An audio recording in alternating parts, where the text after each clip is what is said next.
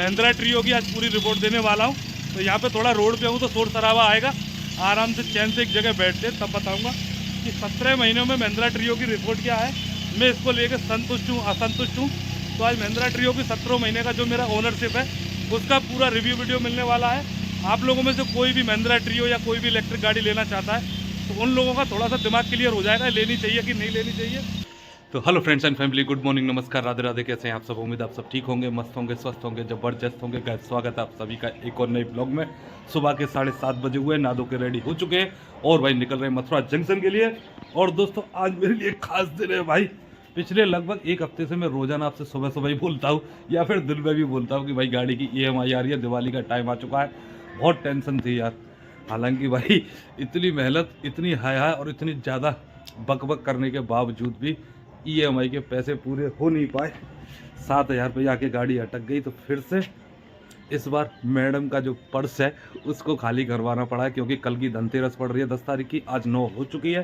तो धनतेरस को मैं EMI भरने नहीं चाहता, और अगर कल का दिन चूक जाता हूँ तो फिर पड़ रही है दिवाली की छुट्टियाँ, तो EMI हो जाएगी लेट और अपने ऊपर लग जाएगी पेनल्टी। तो भैया मैडम से कुछ पैसे उधार लिए हैं, आज EMI भरनी है, पैसे पूरे हो चुके हैं, मैंने जेब में रख लिए हैं। तो पहले सुबह सुबह तो थोड़ी बहुत गाड़ी चलाएंगे, क्योंकि 10 बजे से पहले जो महिंद्रा फाइनेंस का ऑफिस है वो खुलता नहीं है। तो 10 बजे तक गाड़ी चलाते फिर जाएंगे EMI भरने के लिए। कम से कम टेंशन फ्री तो हो जाऊंगा यार कि कोई पेनल्टी वगैरह का कोई झंझट नहीं पड़ेगा। तो भाई आज EMI भरनी है अपनी महिंद्रा ट्रियो की। ये 17वीं EMI होगी। लंबा सफ़र है यार, 36 भरनी है, 17वीं होगी। अब बहुत गुस्से की, बहुत ज़्यादा जोर लगाए, लेकिन नहीं हो पाई, क्या करूँ यार। तो निकलते हैं यहाँ से, एक नया दिन नया ब्लॉग दोनों शुरू करते हैं। तो लास्ट तक बने रहिएगा, पूरा वीडियो देखिएगा। अगर वीडियो अच्छा लगे तो प्लीज़ वीडियो को लाइक करना, चैनल को सब्सक्राइब करना, अपने इस भाई को सपोर्ट करना प्लीज़ करना। चलिए आज EMI भरते हैं गाड़ी की, और अपना कुछ दिन में देखते हैं, कमाएंगे जो होगा। बहुत हल्का पड़ गया, 2-3 दिन जो ठंडे पड़ गए ना, उसके चक्कर में काम हो नहीं पाया, वरना मेरी पूरी कोशिश थी कि EMI के पैसे कैसे भी करके खुद ही कमा लूँ। तो सोमवार और मंगलवार दोनों को दोनों इतने बुरे दिन गए कि 1 रुपया जेब में नहीं आया, उसी की वजह से पूरी लय बिगड़ गई। तो मैडम से लेने पड़े, बोल दिया है कि दिवाली के टाइम पे अगर कुछ कमेगा तो वापस कर दूंगा, वरना भाई धीरे धीरे चुका हुआ। आज मैडम से कर्जा लेना पड़ा। चलिए निकलते हैं यहाँ से, गाड़ी की साफ़ सफाई कर लेते हैं और सीधा पहुँचते हैं मथुरा जंक्शन।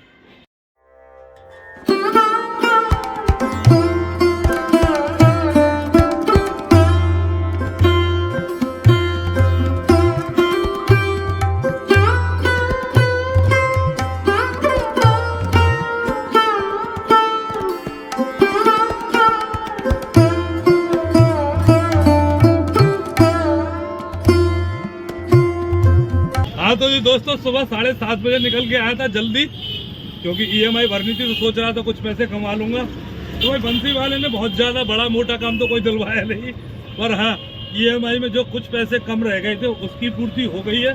और अभी 11 बज चुके हैं, तो मैं जा रहा हूँ EMI भरने के लिए, ताकि मैं फ्री हो जाऊँ यार। सर से टेंशन ख़त्म हो जाएगी, फिर अपना महीना भर लगे रहो कमाते हुए, जोड़ते हुए।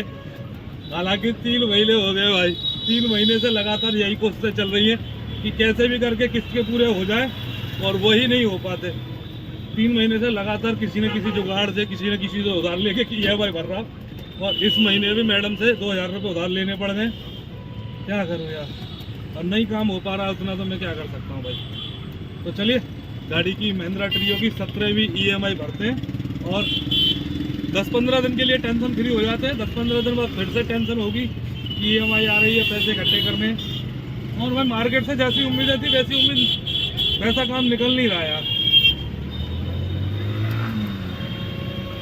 कल धनतेरस है, कल और ज़्यादा हल्का रहेगा, क्योंकि लोग कल पैसा खर्च करना नहीं चाहते। और भाई कहीं ना कहीं मैं भी इसीलिए आज एक दिन पहले ही EMI भरने जा रहा हूँ, कि कल जेब से पैसा खर्च होगा, इससे अच्छा एक दिन पहले ही जमा कर दो। तो चलिए आने वाला, बस महिंद्रा फाइनेंस का ऑफिस पहुँचते हैं, EMI भरते और फ्री हो जाते हैं। हो रहा भैया सामने, चलिए सामने महिंद्रा फिनकॉर्प का ऑफिस, लगाते हैं गाड़ी को। महिंद्रा फाइनेंस के ऑफिस पे आ चुके हैं। पीछे हमने अपनी महिंद्रा ट्रियो को पार्क कर दिया। अब चलते हैं ऑफिस के ऊपर, गाड़ी की EMI भरनी है भाई। पूरा महीना टेंशन रहती है इसकी, जब से गाड़ी ली है यार। अच्छा खासा मेरा काम चल रहा था, पहली वाली ई रिक्शे से ही। पता नहीं क्या मेरे अंदर चनू ने काटे और मैं ये महिंद्रा ट्रियो ले आया। जब से लाया हूँ ना बहुत परेशान होगा। पहले EMI भर देता हूँ, फिर आज आपको कहानी बताता हूँ महिंद्रा ट्रियो की कि 17 महीने मेरे कैसे कटे हैं। दोस्तों ये भाई साहब है हमारे जो EMI जमा करते हैं और बहुत सपोर्टिंग है यार। जब भी मैं आता हूँ ना पहले मेरा नंबर ले लेते हैं, कभी खड़ा नहीं होना पड़ता। आज तो खैर भीड़ ही नहीं मिली, मैं ही अकेला हूँ काउंटर पे, पर हमेशा हेल्पिंग, ऐसा नेचर इनका बहुत अच्छा है। 16 भर गई है, 16 भी है। अरे नहीं ये कम कैसे बैठ रही, 17 होनी चाहिए। हाँ नहीं एडवांस नहीं थी मेरी, उसी महीने से शुरू हो गई थी जिस महीने गाड़ी ली थी।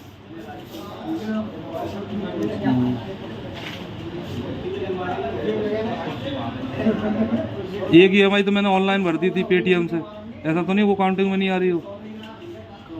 यहीं से भर के गया था, पहली थी या दूसरी थी? हाँ पहली। लो भाई 17 भी कट के आ गई है हाथ में, 17 EMI हो गई। भैया बोल रहे थे 16, मैंने यार दोबारा चेक करो, मेरे हिसाब से तो 17 हो गई है। तो दोबारा चेक की उन्होंने तो बताया 17 EMI भर चुकी है। और भाई इन 17 महीनों में क्या क्या हुआ है, कैसे कैसे काम चला है, महिंद्रा ट्रियो की आज पूरी रिपोर्ट देने वाला हूँ।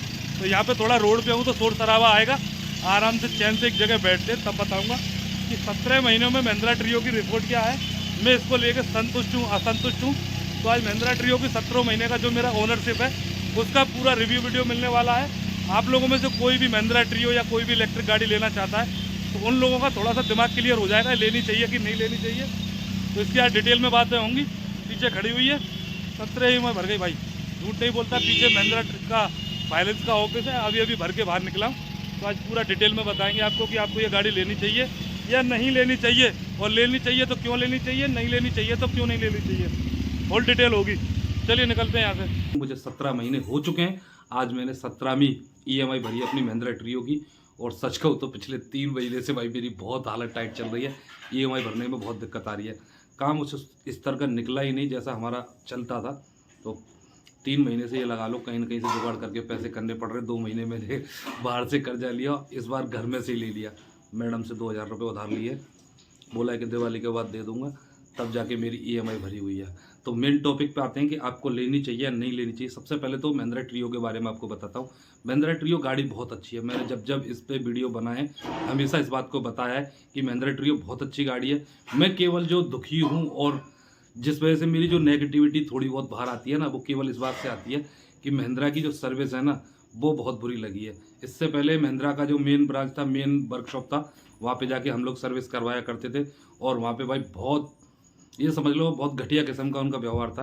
काम के मामले में किसी को लेके जाओ तो रेस्पॉन्स ही नहीं करते थे। आपकी गाड़ी साइड में लगवाई, अपना जो एक पर्चा बनाते हैं एंट्री करने का वो लिखा और बिठा दिया साइड में कि बैठ जाओ भैया होगा।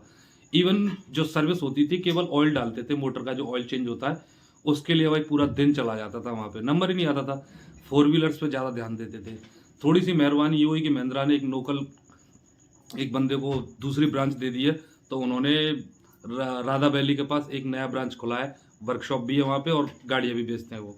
तो इस महीने में वहाँ पे गया था सर्विस करवाने के लिए। मुझे लगा था नया खुला है तो कुछ न कुछ अच्छा मिलेगा। हालांकि उन लोगों की सर्विस बहुत अच्छी थी। जब पहुँचे तो उनका जो पिकअप होता है, मतलब जाके कस्टमर से बात करने का तरीका, वो भी बहुत अच्छा था। लेकिन सर्विस का डर्रा वही था। तो जब मैं गया था तो मैंने बताई थी अपनी प्रॉब्लम की, गाड़ी में थोड़ी सी दिक्कत आ रही है मेरे को, क्या क्या आ रही है वो भी बताया था। एक्चुअली मेरी गाड़ी जो है, जो बैटरी है उसकी कम चल रही थी। मैंने बताया था भाई बैटरी बहुत कम चल रही है। तो उन लोगों ने कहा भैया चेक करते हैं। चेक करने के बाद बोला कि भैया आपकी गाड़ी फ्लोर चार्जिंग पे लगानी पड़ेगी। और एक दिक्कत और थी कि छोटी वाली जो बैटरी होती है उसको पता नहीं कौन सी एफ्यूज बैटरी बोलते हैं, क्या बोलते हैं वो लोग, तो छोटी बैटरी उसमें दिक्कत बताएगी। आपकी छोटी वाली जो बैटरी है वो ख़त्म हो गई है। अब महिंद्रा ट्रियो में समझने वाली बात होती है लोगों के लिए, क्योंकि जब आप खरीदने जाते हो ना तो वर्कशॉप वाले या फिर शोरूम वाले आपको पूरी बात बताते नहीं है। महिंद्रा ट्रियो में 2 बैटरियाँ होती है। एक होती है मेन बैटरी जो ड्राइवर सीट के नीचे होती है, जिससे केवल मोटर चलती है, गाड़ी को चलाना होता है। एक होती है छोटी बैटरी, उससे गाड़ी का हॉर्न, लाइट, इंडिकेटर, मतलब बाकी का पूरा सिस्टम छोटी बैटरी से चलता है।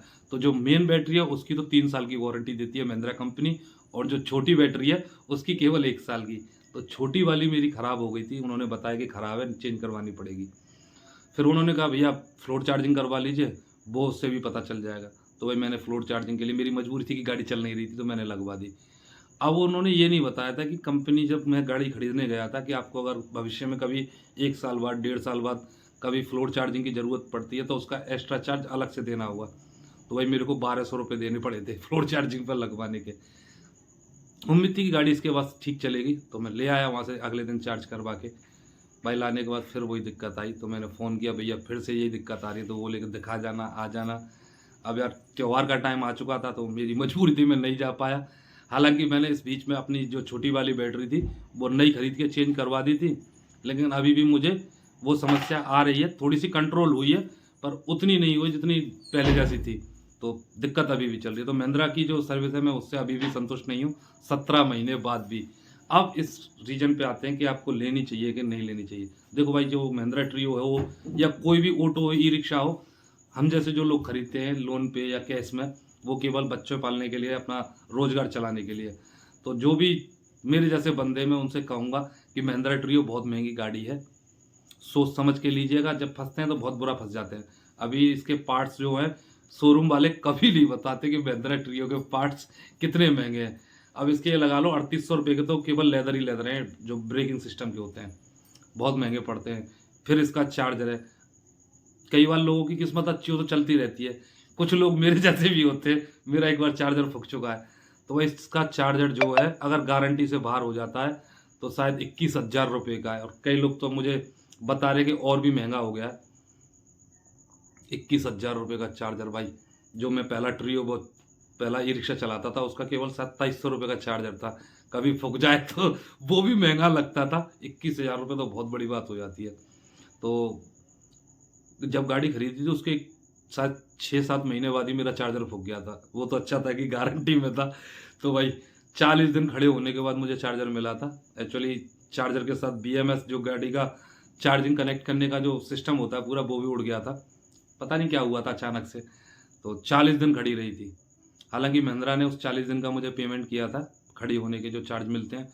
महिंद्रा कंपनी बोलती है अगर 3 या 4 दिन से आपकी गाड़ी ज़्यादा खड़ी होती है एजेंसी में, तो उसका आपको रिटर्न देती है, कि ताकि आप EMI भर सकें। घर चलाने के लिए अपनी EMI भरने के लिए खुद ही पैसे दे देती है अगर ज़्यादा दिन खड़ी होती है तो मुझे कुछ पैसे मिले, तो उस समय मैंने EMI उसी से भरी थी। तो कई मामलों में महिंद्रा अच्छी है क्योंकि बड़ी कंपनी है, बड़ा नाम है, लेकिन महंगी बहुत पड़ती है भाई। मुझे मालूम है मैं कैसे कैसे EMI भर रहा हूँ, तो सोच समझ के लीजिएगा।